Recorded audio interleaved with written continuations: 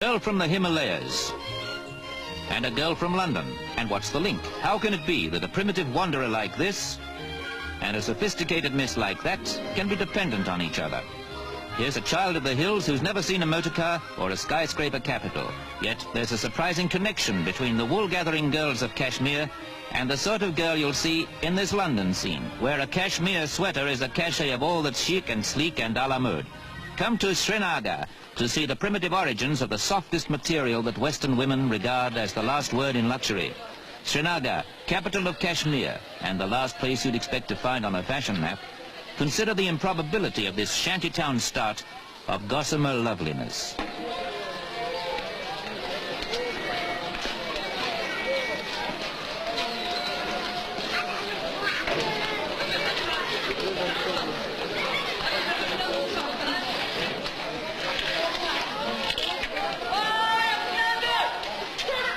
Just try and equate this market with the Mayfair boutiques, where the richest and ritziest of women will buy the softest and most elegant knitwear that the world has found.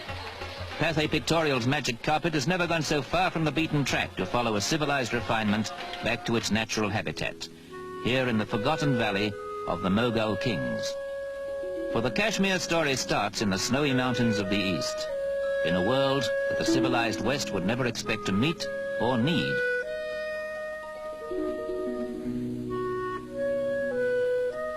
The Kashmir story gets even more surprising as you approach its remote source. Who would associate those mountain goats with drawing room finery? Yet that's the only animal in the world with an underfleece so soft that women think of it and mink and champagne and caviar in the same extravagant breath.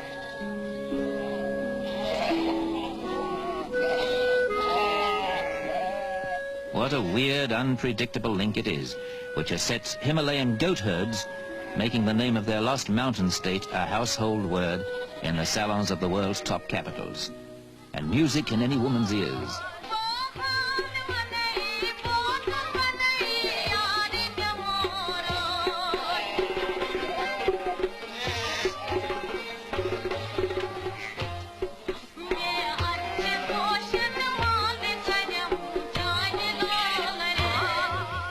Notice you comb out this soft underdown. You don't shear it. You tease it out before you send it on a journey to London, Paris, New York. A journey which in itself will take about a year. And the music you associate with this caressing wool, when it's been given its fine, final trimmings, bears no resemblance to this chant of the hills.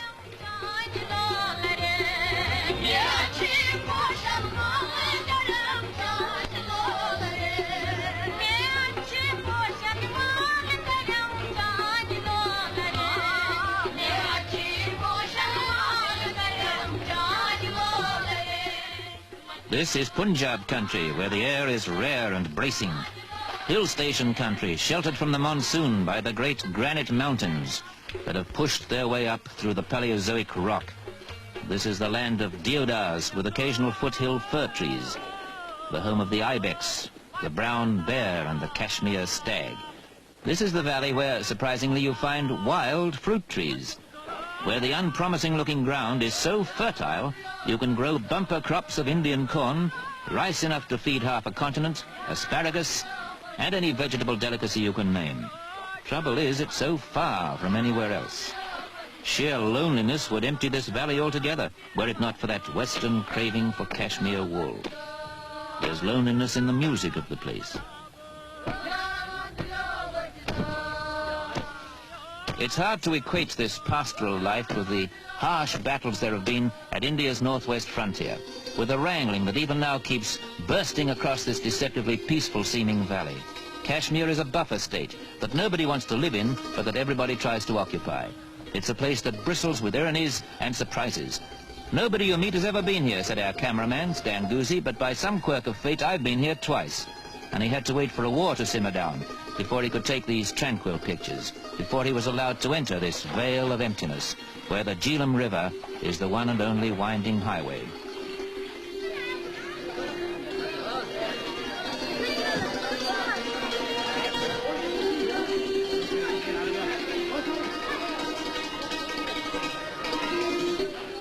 What would life be without this waterway?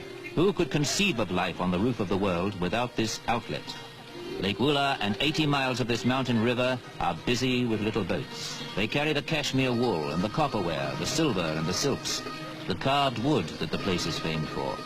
No two boats are ever quite alike, and it's the same with the huddle of wooden houses in Srinagar, with their balconies and carvings.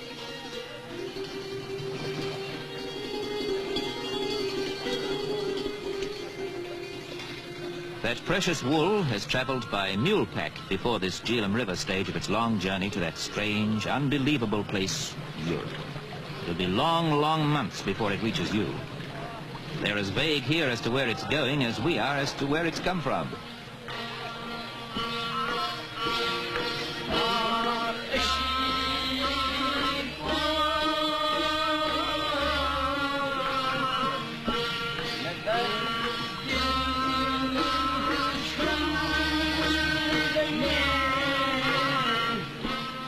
Nominally, they're Mohammedans, these river gypsies in their strange valley, 5,000 feet above the sea.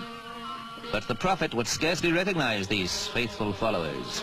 Strange superstitions fill their lives. The abominable snowman lurks in the nearby mountains. Ghostly echoes from the Himalayas answer their shouts.